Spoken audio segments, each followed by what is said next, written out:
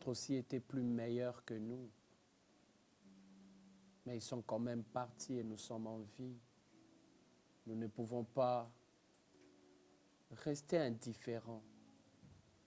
Tu mérites que nous puissions dire que tu es merveilleux. Tu mérites que nous puissions dire merci. Merci pour la vie. Merci pour la santé. Merci pour la protection. Merci pour ta grâce. Être connecté maintenant et être dans ta présence pour t'adorer, écouter ta parole, être édifié dans notre foi est un grand privilège pour nous que nous n'avons pas mérité. Et pour cela, nous ne pouvons que te dire merci. Merci pour cela. Que la gloire et l'honneur te reviennent. Bénis ce moment de la parole. Donne-nous l'intelligence de ta parole et aide-nous à comprendre ta parole. Au nom de Jésus-Christ, nous avons ainsi prié et reçu. Ensemble, nous disons Amen. Que le nom du Seigneur soit béni. Gloire à Dieu. Nous sommes en train de parler de l'enlèvement et nous sommes en train de parler de avant et après l'enlèvement. Avant et après l'enlèvement. Nous étions en train de vouloir comprendre, par la grâce du Seigneur, des choses, des événements qui vont arriver avant et après l'enlèvement. Avant, pour nous aider à pouvoir être prudents. Avant, pour nous aider à pouvoir, tous les jours de notre vie, nous préparer. Certainement, quelqu'un est en train de se dire, aujourd'hui, c'est la Pentecôte, c'est le jour où il fallait enseigner sur le Saint-Esprit, l'effusion du Saint-Esprit, le don spirituel. Nous enseignons ces choses-là, mais nous ne les enseignons pas simplement selon les dates. Parce que, bien-aimés dans le Seigneur, le jour de la Pentecôte, plusieurs sont venus à Jérusalem pour fêter la Pentecôte, mais ils étaient simplement à 120 qui ont vécu l'effusion du Saint-Esprit. Ce n'est pas le fait de fêter qui nous permet de pouvoir vivre cela. Amen. Et le jour où il y a eu effusion du Saint-Esprit, ils n'étaient même pas en train d'enseigner sur la puissance, les dons spirituels pour que cela se manifeste. La Bible dit qu'ils étaient tous dans un même lieu en train de prier le Seigneur. Et même après l'effusion du Saint-Esprit, ils n'ont pas enseigné sur les dons spirituels. Ils ont parlé de Jésus. Ils ont enseigné sur Jésus et 3000 âmes ont été sauvées. Nous bénissons l'Éternel pour la Pentecôte. Amen. Mais ici, nous sommes, par la grâce du Seigneur, en train de pouvoir parler de l'enlèvement. Enlèvement avant et après l'enlèvement. Si nous pouvons, le temps va nous manquer de pouvoir récapituler un peu ce que nous avons dit le dimanche passé. Nous avons lu Matthieu chapitre 24, le verset 14 au verset 15. Et nous avons compris que par ce texte parle des choses qui vont arriver pendant la grande tribulation, mais une chose nous a intéressés par rapport à ce texte, c'est que la Bible dit que celui qui lit fasse attention, que celui qui lit fasse attention. Ceci nous fait comprendre que un enfant de Dieu est celui qui sait lire le temps, et non simplement par rapport à ses promesses, mais surtout par rapport à son plus grand rendez-vous qui est l'enlèvement. Et si lorsque les temps, nous avons dit que lorsque ces écritures, ce texte que nous avons énuméré tout à l'heure a été écrit, les temps n'étaient pas connus. Les temps de l'enlèvement, les temps du temps de la fin n'étaient pas connus. Mais nous disons que juste après l'enlèvement, les temps de la fin sera connu, du moins pour ceux-là qui connaissent la parole du Seigneur. Les temps sera connu parce que viendra 7 ans, 3 ans et demi de semblant de paix et 3 ans et demi du temps de la grande tribulation. Et nous avons dit, la Bible nous dit que ceux qui lisent fassent attention, mais pendant ces temps-là, le temps n'est pas connu, mais les gens doivent faire attention, très attention. Et surtout, nous, en ces temps-ci, où le temps n'est pas connu, nous devons faire encore très, très attention, très, très attention. Et nous avons dit ceci, bien-aimés dans le Seigneur, c'est que pendant le temps de la fin ou les temps qui vont précéder la fin, les temps qui vont précéder l'enlèvement, il y aura plusieurs événements. Et le diable qui connaît aussi les Écritures sait à tout prix les signes que Christ avait énumérés qui vont précéder le temps de la fin. Et lorsqu'il comprend ces choses, il multiplie aussi des stratégies pour séduire plusieurs, Et bien aimé dans le Seigneur, selon que nous avons compris que cette séduction aura 2 axes. Le premier axe, c'est cet axe que nous sommes en train de parler depuis le dimanche passé, les enseignements bibliques. Il va utiliser des enseignements bibliques pour séduire plusieurs, mais aussi la musique, mettons même entre parenthèses, la musique dite chrétienne. 2 Timothée chapitre 4, à partir du verset 1er, la Bible dit « Je t'en conjure devant Dieu et devant Jésus-Christ qui doit juger les morts, les vivants et les morts, et au nom de son apparition et de son royaume, prêche la parole, insiste en toute occasion favorable ou non, reprend, censure, exhorte, avec toute douceur en instruisant, car il viendra un temps où les hommes ne supporteront pas la saine doctrine, mais ayant la démangeaison d'entendre des choses agréables, ils se donneront une foule de docteurs selon leurs propres désirs, détourneront l'oreille de la vérité et se tourneront vers des fables.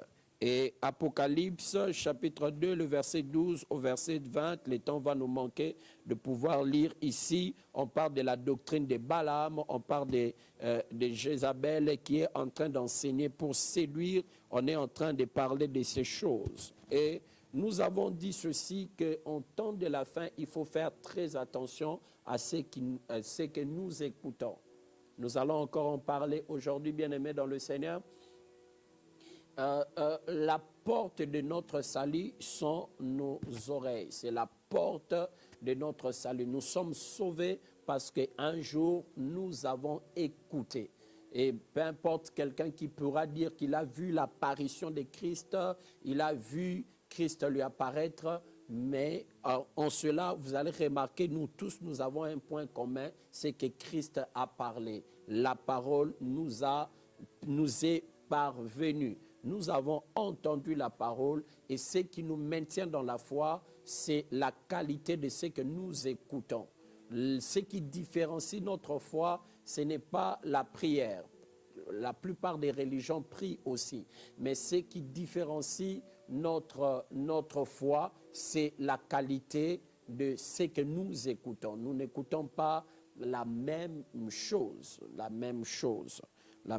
Alors pour cela, il faut sélectionner ce que nous devons écouter.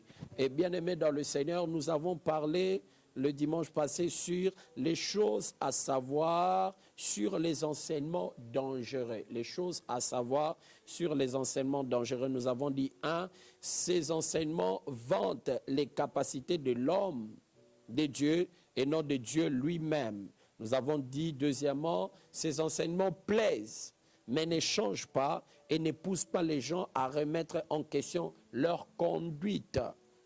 Troisièmement, nous avons dit, ces enseignements lèvent les gens de leur chaise, mais ne les fait pas asseoir dans la foi chrétienne. Quatrièmement, nous avons dit, ces enseignements rendent les gens dépendants des hommes de Dieu en lieu et place d'être des disciples de Jésus-Christ. Sixièmement, nous avons dit, ces enseignements vantent les capacités de l'homme à s'en sortir tout en les séparant de Jésus-Christ. Et nous avons conclu pour dire, ces enseignements ne condamnent rien, mais tolèrent toutes choses. Et nous, ce matin, nous commençons notre enseignement en lisant la parole du Seigneur dans 2 Timothée, chapitre 4, à partir du verset 1er. La Bible dit ceci: « Je t'en conjure devant Dieu et devant Jésus-Christ, qui doit juger les vivants et les morts,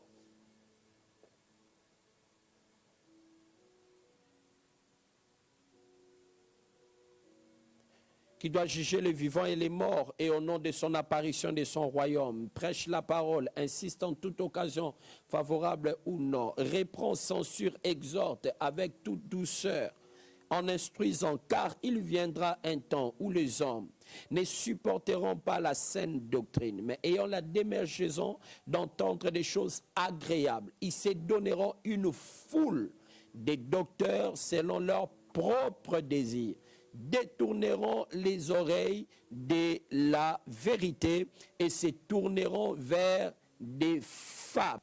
Écoutez, bien-aimés dans le Seigneur, nous posons le fondement de notre enseignement de ce matin en disant ceci: nous sommes sauvés par la grâce, et cela au moyen de la foi. De Éphésiens 2, chapitre 8, car c'est par la grâce que vous êtes sauvés, par le moyen de la foi, et cela ne vient pas de vous, c'est le don de Dieu. Or, bien-aimés, la Bible enrichit ce que nous venons de lire en disant, or, la foi vient de ce qu'on entend, et ce qu'on entend vient de la parole de Dieu. Vous comprenez? Nous sommes sauvés par grâce. La grâce est disponible pour tout le monde. Mais ce qui nous permet de pouvoir canaliser cette grâce, c'est la foi. Nous sommes sauvés par grâce et au moyen de notre foi. Donc la grâce est passée par la foi. Or, la foi vient de ce qu'on entend. Et ce qu'on entend vient de la parole de Dieu. Amen. Car plusieurs ont cru. La Bible dit, cet enseignement, ce message qui nous a été donné, plusieurs l'ont entendu, mais n'ayant pas trouvé la foi en eux. Amen. Donc la foi nous vient par ce que nous entendons. Ainsi, par ces 2 passages, nous comprenons que notre salut dépend de ce que nous écoutons comme message.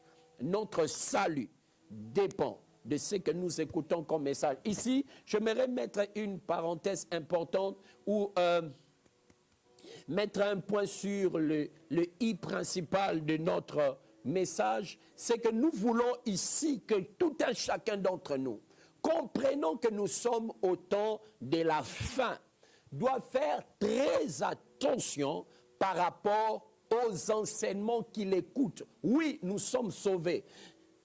Et la chose qui nous permet, si je peux le dire, de conserver notre salut, la chose qui nous permet de conserver notre foi, qui nous a permis d'être sauvés, il est important de savoir que c'est la qualité des enseignements que nous recevons. Et pour cela, nous devons faire très attention à des choses que nous autorisons à nos oreilles d'écouter comme enseignement biblique. Enseignement biblique. Et bien aimé dans le Seigneur, l'une des stratégies maléfiques en ces temps de la fin de l'ennemi, l'une des stratégies maléfiques en ces temps de la fin, c'est d'enseigner au travers de ceux qui prétendent être des adresses de la connaissance, mais malheureusement sont devenus des agents de l'ennemi. Plus le diable, le monde des ténèbres, bien-aimé dans le Seigneur, ne va pas recruter des occultistes, entre guillemets, connus pour les amener nous enseigner la parole. Non. Il va utiliser des hommes comme moi qui jadis ont commencé très bien enseignant la parole, étant l'adresse de la connaissance, étant le canal par lequel Christ est passé, où le Saint-Esprit est passé pour présenter Christ à plusieurs personnes. Et les gens, sachant qu'ils sont des bonnes adresses, le diable voudra utiliser ces bonnes adresses-là pour les rendre de mauvaises adresses, afin de passer par là, comme c'était hier des canaux par lesquels le Saint-Esprit est passé. Le diable veut aussi à tout prix, en ces temps de la fin, passer par ces gens-là.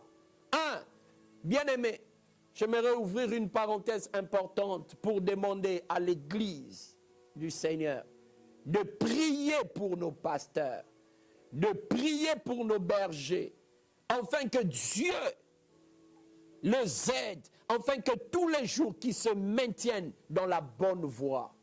Car, bien-aimé, c'est très, très dangereux que celui qui a présenté Christ soit recruté par l'ennemi pour présenter le diable, mais d'une manière sournoise.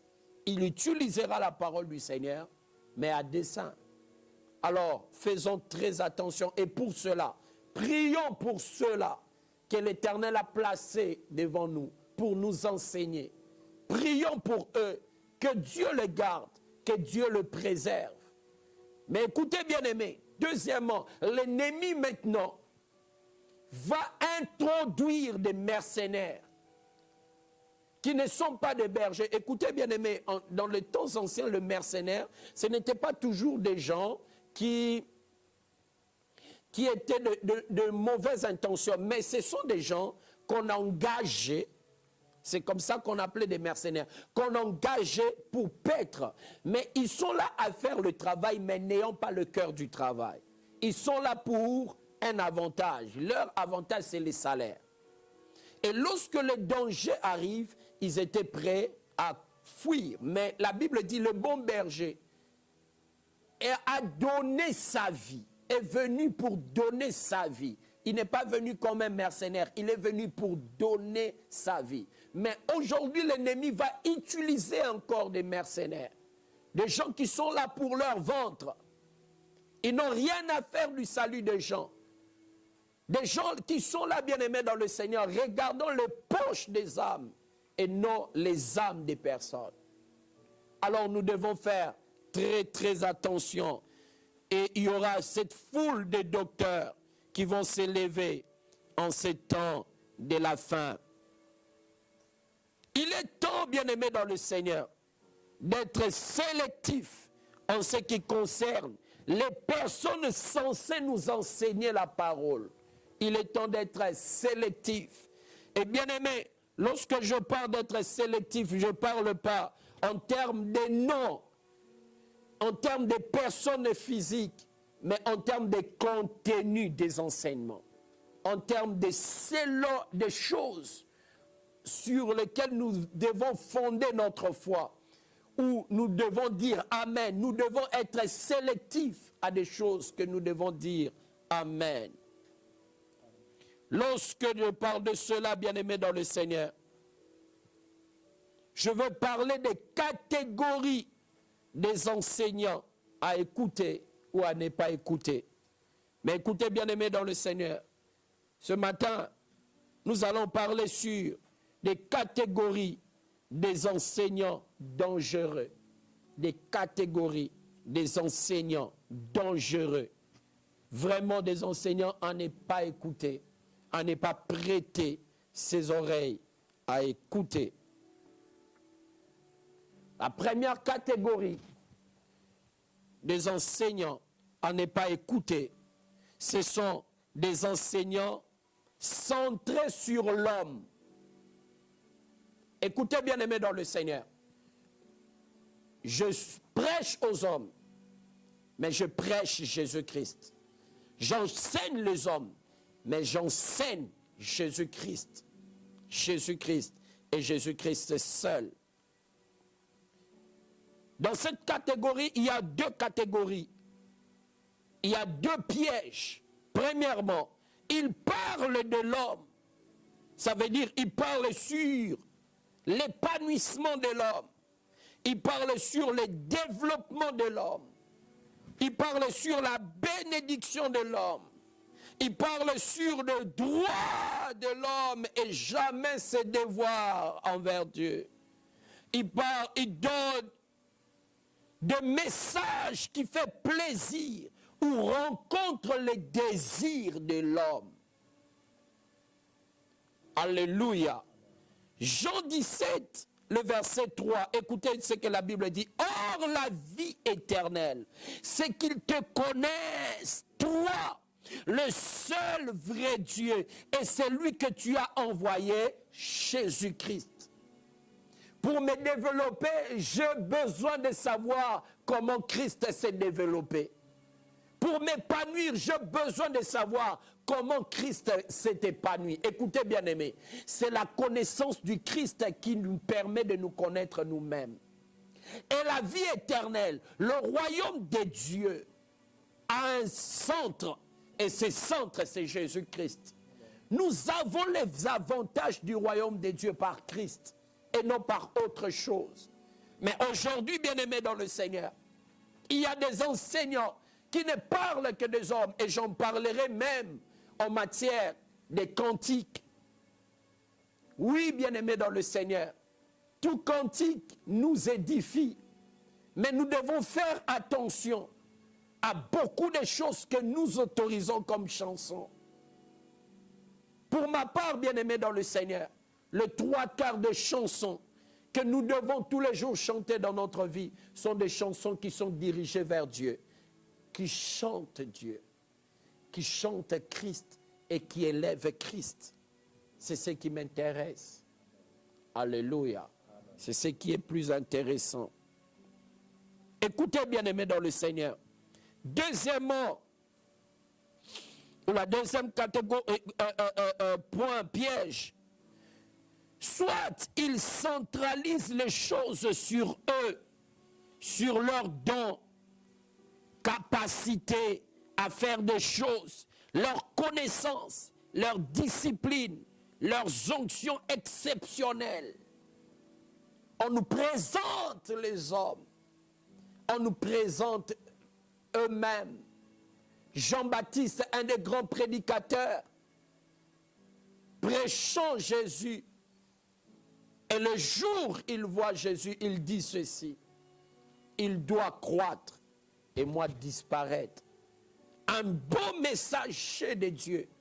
Et celui qui disparaît dans son message et présente Christ, et Christ seul. Qui de nous est plus exceptionnel que Christ? Qui de nous est plus parfait que Jésus? Qui de nous, malgré ses exploits, est plus grand que Christ? Nous sommes tous ses esclaves, tous ses serviteurs. Et dans nos messages, nous devons disparaître et laisser paraître Christ. Et laisser paraître Christ. Alléluia.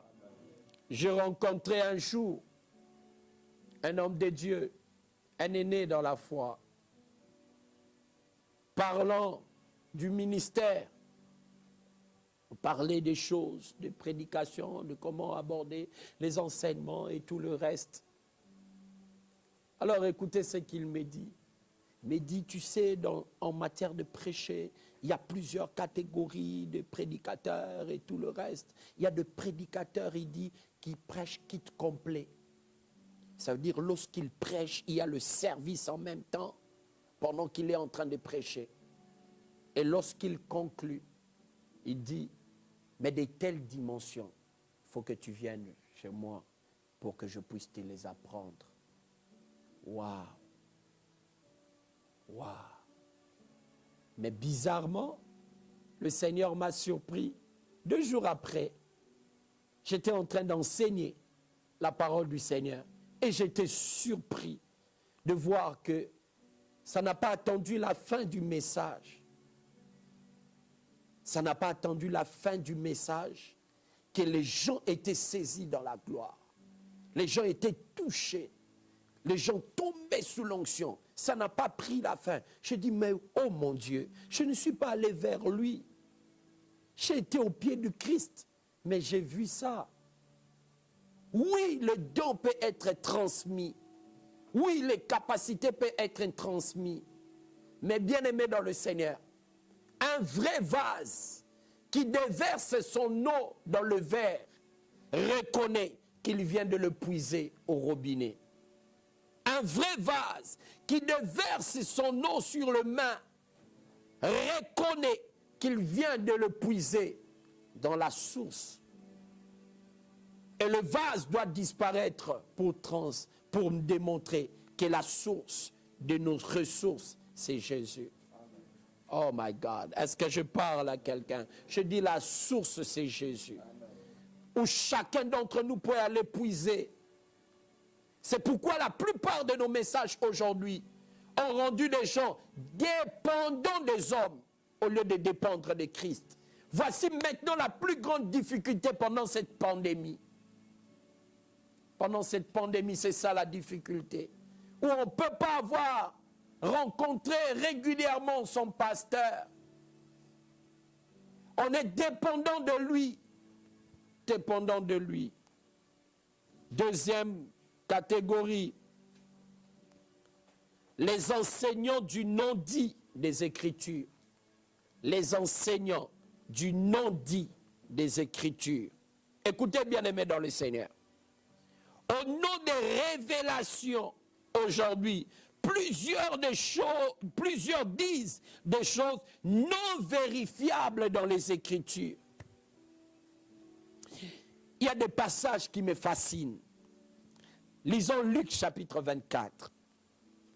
Pour moi, je veux lire le meilleur enseignant, les meilleurs prédicateurs de tout le temps.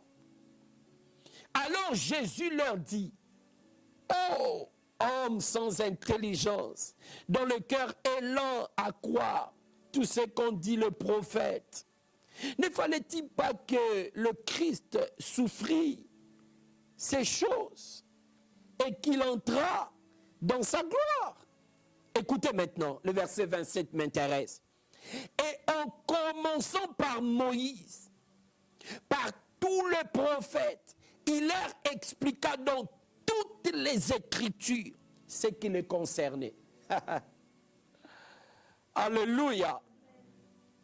Bien-aimé, Christ pouvait simplement, ici on est en train de parler des disciples d'Emmaüs, qui étaient sur le chemin pour Emmaüs et Christ les a suivis. Il parlait avec eux, mais ils ne savaient pas, ils étaient voilés. Ils ne savaient pas qu'ils étaient en train de parler avec Christ ressuscité. Bien-aimé, Christ pouvait simplement leur dire, c'est moi. Regardez des choses que j'ai vécues dans le séjour de mort. Regardez des choses qui s'est passées. Non. Christ a parlé de lui dans les Écritures. Il n'a pas voulu violer les Écritures qui étaient par l'adresse par laquelle il pouvait aller vérifier la personne de Christ. My God, je ne sais pas si nous comprenons. La parole faite chair, qui est détenteur de tous les mystères, qui a le monopole de la connaissance, mais pour expliquer les hommes, il se permet de pouvoir prendre simplement les Écritures, une après une. La Bible dit, dans toutes les Écritures, ce qu'on a dit sur Christ, sur lui. À partir du verset 44, toujours de Luc chapitre 24, puis il leur dit, c'est là ce que je vous disais lorsque j'étais encore avec vous, qu'il fallait que s'accomplisse tout ce qui est écrit de moi dans la loi de Moïse, dans les prophètes et dans les psaumes. Alors il leur ouvrit l'esprit, afin qu'ils comprissent